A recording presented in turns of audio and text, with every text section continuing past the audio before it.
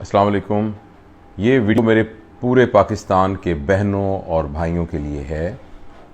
एक बात हर तरफ फैली हुई है कि मरीज़ को हस्पताल न लेके जाएं, कोरोना के मरीज़ को, क्योंकि वहाँ जहर का टीका लगा के मरीज़ को मार देते हैं। मैं कभी भी सख्त अल्फाज इस्तेमाल नहीं करता, लेकिन मेरे प्यारे भाइयों और बहनों, खुदा के लिए इस जहालत से हमें निकलना चाहिए। देखिए, दुनिया में प्रोफेशनल नेग्लिजेंस होती है और लोग चीज़ों में मिलावट करते हैं, लोग अपना काम दफ्तरों में सही नहीं करते, डॉक्टर भी निगलेक्ट कर सकते हैं, इस तरीके से और तरह की नेग्लिजेंस होती है। लेकिन कुछ नेग्लिजेंस ऐसी होती है जैसे जहाज़ के पायलट की नेग्लिजेंस होती है। अगर जहाज़ का पायलट नेग्लिजेंस करेगा तो सबसे पहले वो खुद मरेगा। इस वक्त डॉक्टर, नर्सेज, पैरामेडिक्स की हैसियत जहाज़ों के पायलट की हैसियत है। अगर कोई प्रॉब्लम होगा तो उसमें सबसे पहले वो खुद बेचारे जो हैं उसका विक्टिम होंगे और उसका शिकार होंगे।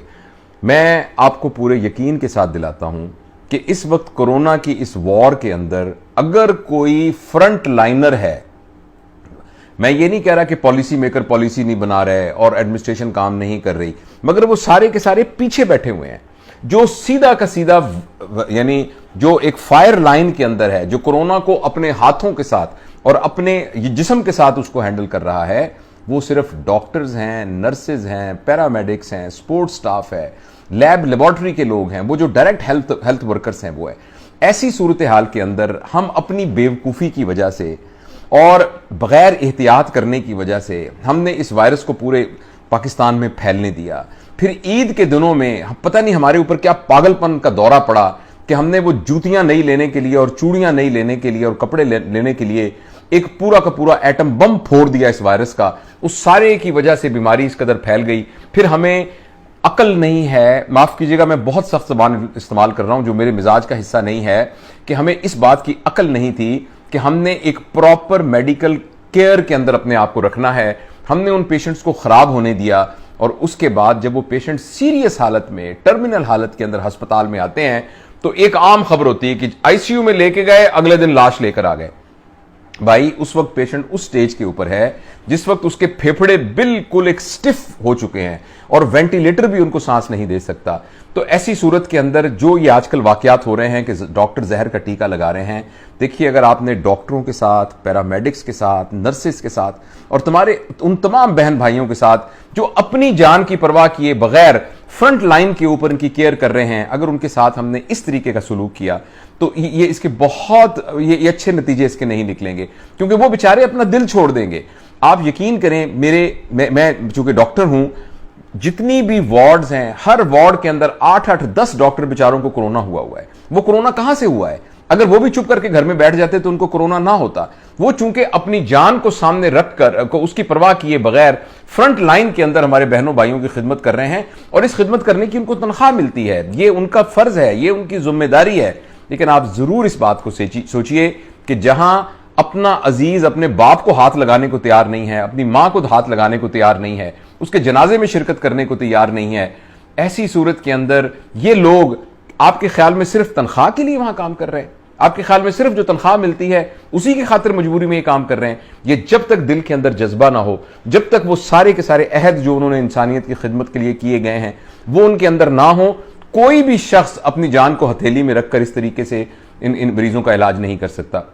मैं आपसे गुजारिश करता हूं कि इस क्राइसिस के ज़माने में और इस शदीद एमरजेंसी के ज़माने में हमें मेडिकल, पैरामेडिक्स, नर्सेज और सपोर्ट स्टाफ की मदद करनी है। खुदा के लिए इस तरह की बातें मत फैलाइए, इस तरह की वीडियोस मत फैलाइए जिसके अंदर यह कि एक मरीज मर गया और लोगों ने शीशे तोड़ दिए। भाई, हम वो सारे लोग हैं जो सारी जिंदगी ये कहते रहते हैं कि जिंदगी मौत अल्लाह के हाथ में है, मौत का वक्त मुकर्रर है।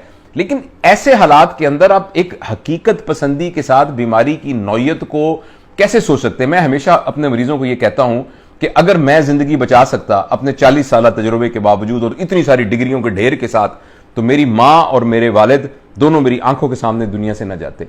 मैं उनको मैं मरने से बचा लेता। तो जिंदगी मौत तो इंसान के हाथ में नहीं है, अल्लाह पाक के हाथ के अंदर है। लेकिन डॉक्टर अपने तौर पर, ठीक है, कुछ लोग होते हैं हर प्रोफेशन के अंदर जो थोड़े बहुत ढिल्ले होते हैं, मगर अक्सरियत अपनी जान हथेली में रख के ये काम कर रही है। तो मेरे वो सारे बच्चे, मेरे तो ज़ाहिर बच्चों की उम्र में ही हैं, यंग डॉक्टर्स, नर्सेज, पैरामेडिक्स, जो आप सबकी खिदमत के लिए मौजूद हैं, खुदा के लिए उनका दिल मत तोड़िए, खुदा के लिए इस किस्म के कलमात उनके लिए इस्तेमाल ना कीजिए। खुदा ना, और हम इस वक्त तो वक्त है कि एज अ नेशन हमें यूनाइट होना है। इस वक्त हम तबकात में बढ़ जाएं, डॉक्टर खराब हैं, नर्सेज खराब हैं, फलां खराब है, फलां खराब है, सियासतदान ठीक नहीं है, फलां ठीक, यही तो वो वक्त है जिसमें कौमों ने इकट्ठे होना है और वातसिमू बिहब्लिल्लाहि जमीअन वला तफर्रकू वाली कुरान की आयत के ऊपर अमल करना है, ताकि फिर अल्लाह ताला की वो रहमत जो कुरान की आयत के साथ मुतल्लक है वो हमारे ऊपर उतरे।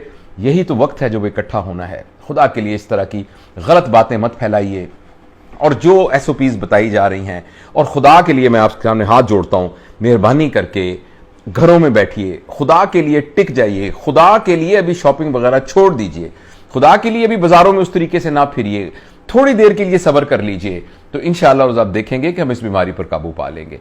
मेहरबानी करके इन बातों को जरूर अमल कीजिए। मैं बहुत ही दुखी दिल से ये बात कर रहा हूं। मैं अपने 2 बेटों को, बल्कि 3 बेटों को, डॉक्टर मोहम्मद अरमगान जो कि one of the finest surgeon है, मेरा ट्रेनी है, वो मेरा बच्चा है, मेरे अपने बेटों की तरह है, वो जो है वो बहुत मुफीद इंसान है, हज़ारों लोगों को कि उसने ऑपरेशन किए, हज़ारों लोगों को वो सर्जरी सिखाता है। वो एक छोटे से कमरे में बेचारा क्वारंटाइन होकर कोरोना के साथ लड़ रहा है। मेरे जो 2 रियल बेटे वो उसके यानी क्वारंटाइन के अंदर हैं। हम खुद मतलब इतने लोगों को, अपने अजीज़ों अकारब को देख रहे हैं। इस सारे में हम सबकी एक कौमी जिम्मेदारी है। मेहरबानी करके घर में रहिए। यकीन करिए कोई जहर का टीका नहीं है, किसी किस्म का कोई जहर का टीका नहीं। जो कौन लगाएगा जहर का टीका? आपके ख्याल में किसी को जहर का टीका लगा के कोई रात को सुकून से सो सकता है? आपके ख्याल में इंसान इतना बेजमीर हो सकता है कि किसी को खुद मार देगा? तो इसलिए मेहरबानी करें, इस किस्म की अफवाहों से बचें, और इस तरह की कोई बात आती है तो खुदा के लिए उसको ना फैलाइए। ये वो वक्त है जहां हम सब ने इकट्ठे होना है। अल्लाह हमारी मदद करे।